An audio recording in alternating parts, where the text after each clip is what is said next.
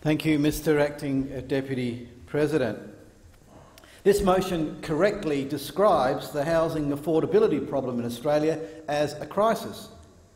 It does not, however, correctly diagnose the cause of the crisis.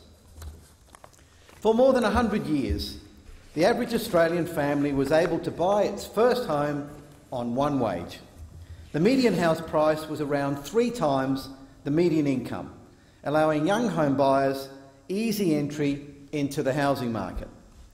The median house price is now, in real terms, that is relative to income, more than 9 times what it was for 100 years between 1900 and 2000. That equates to approximately $600,000 more spent on mortgage payments than would have been the case had house prices remained at 3 times median income.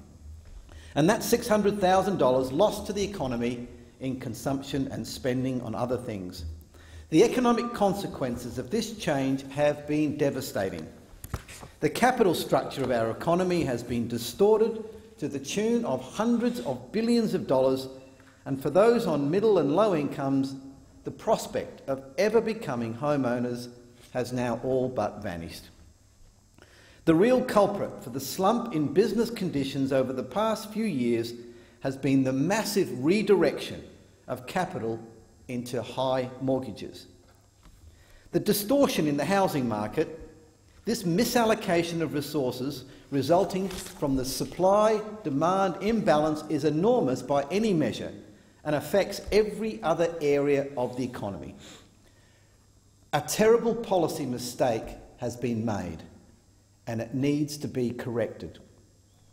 Let's be clear here as well. The problem here is not the affordability to construct a home.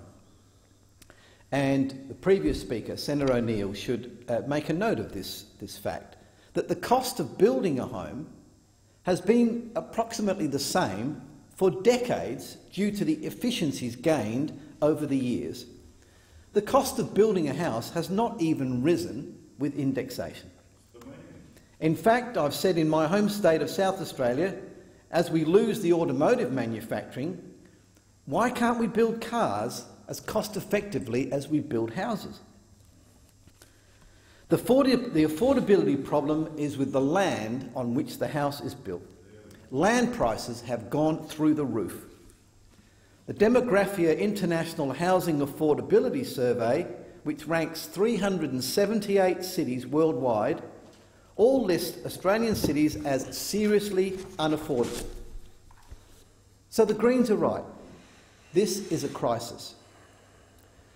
The solution, though, is not to target the demand drivers of housing, like capital gains tax discounts, negative gearing, low interest rates, first home buyers grants, immigration. Take negative gearing for a moment.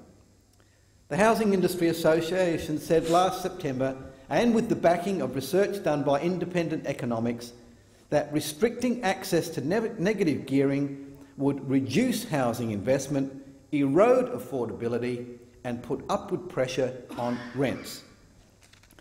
As anyone with even the basic understanding of how markets work would know, increases in demand do not cause prices to rise.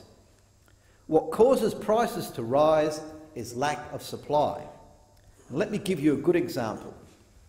When demand for technology like flat-screen televisions and mobile phones increased markedly a few years ago, prices did not rise. They fell. Why? Because supply increased. That's how markets work.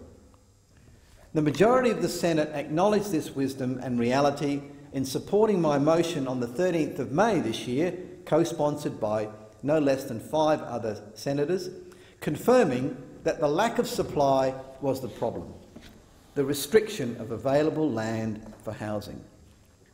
I was elected to this place on the platform of every family, a job and a house. I've built the odd house or two in my time, and the Australian dream remains to this day to have as big a house on as big a block as possible. Those who live in tiny housing only do so because they have no other choice. And in my home state, the South Australian government wants to lock those young people out of affordable housing by legislating an urban growth boundary, virtually legislating for urban densification. And this urban densification has been advanced on the back of a number of arguments, namely that it's good for the environment, it stems the loss of agricultural land, it encourages people onto public transport, it saves water, leads to reduction in motor vehicle use, saves infrastructure. None of these claims are true. Whatever you want to call it, urban densification, urban consolidation, urban infill has been a disaster wherever it has been tried. The answer to solve the housing affordability crisis is to increase supply of housing. Thank you. Thank you, Senator Day.